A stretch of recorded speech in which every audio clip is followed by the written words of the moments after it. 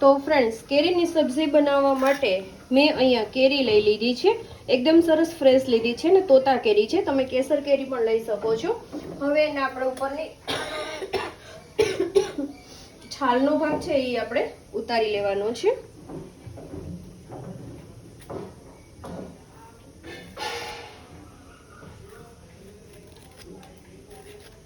છાલનો ભાગ આપણે ઉતારી લેશું.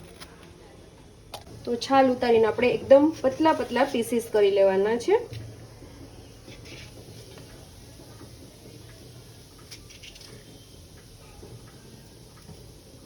જો આ રીતના પતલા પતલા એને આપણે સુધારી લેશું, પીસીસ કરી લેશું.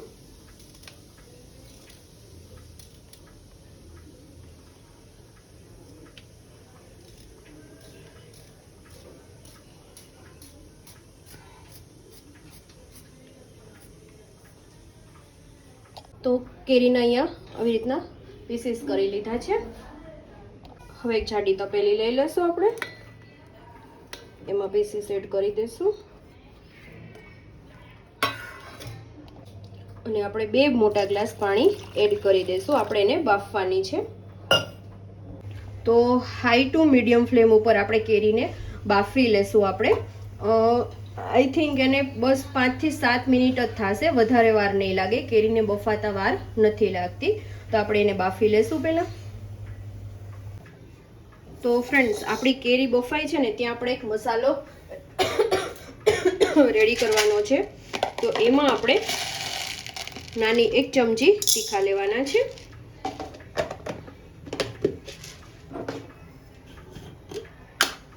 અને આપણે 3 ચમચી વરિયાળી લેવાની છે.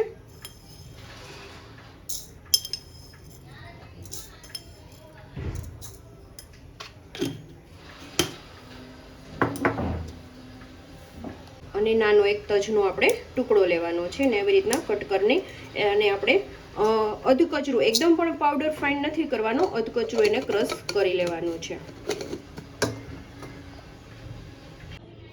જો ફ્રેન્ડ્સ, આ રીતનો અધકચરો એનો પાવડર છે એ કરવાનો છે આપણે.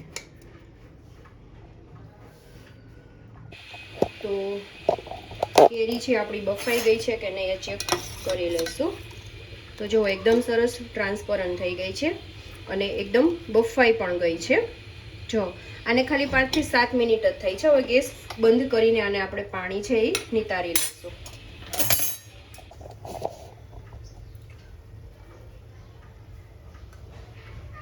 અને એમાં આપણે નાની અડધી ચમચી આપણે ઘી મૂકશું.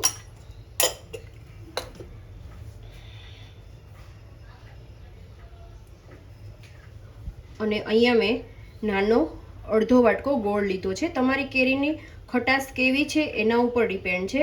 જો દેશી કેરી લીધી હોય તો ગોળનું પ્રમાણ તમારે થોડું વધારે લેવું છે, અને કેસર કેરી લીધી હોય તો એ પ્રમાણમાં તમારે લેવાનું છે, અને તોતા કેરી લીધી હોય તો તમારે એ પ્રમાણમાં લેવાનું છે.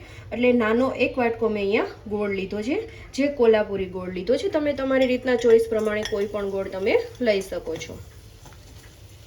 અને આ શાક છે ને એટલું ટેસ્ટી બનશે ને ફ્રેન્ડ્સ કે બાળકોને તો ખૂબ જ ભાવશે. અત્યારે ઉનાળામાં આપણને શાકની જ વધારે શું હોય, ઝંઝટ હોય છે કે શાક આપણે કેવું બનાવું, અને મોસ્ટ ઓફ બાળકોને તો ભાવતું જ નથી હોતું.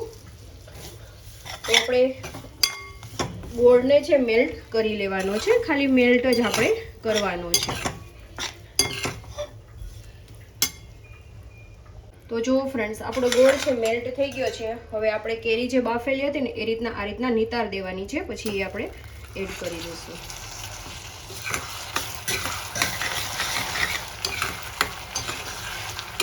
અને ગેસની ફ્લેમ એકદમ મીડિયમ જ રાખવાની છે.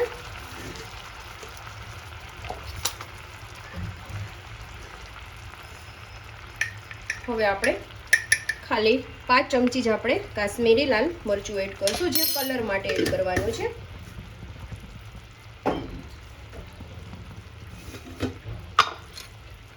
નાની 1 ચમચી આપણે જીરું પાવડર એડ કરશું. આમાં છે ને ફ્રેન્ડ્સ, નિમક બિલકુલ એડ કરવાનું નથી. બહુ સરસ લાગશે તમને.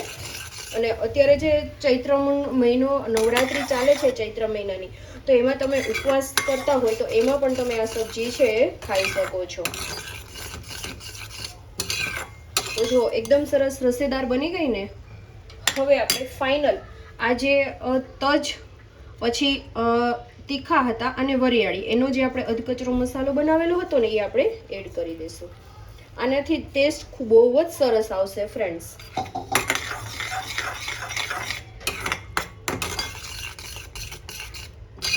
હવે આપણે ખાલી બસ 1 થી 2 મિનિટ જ આપણે કૂક કરવાનું છે.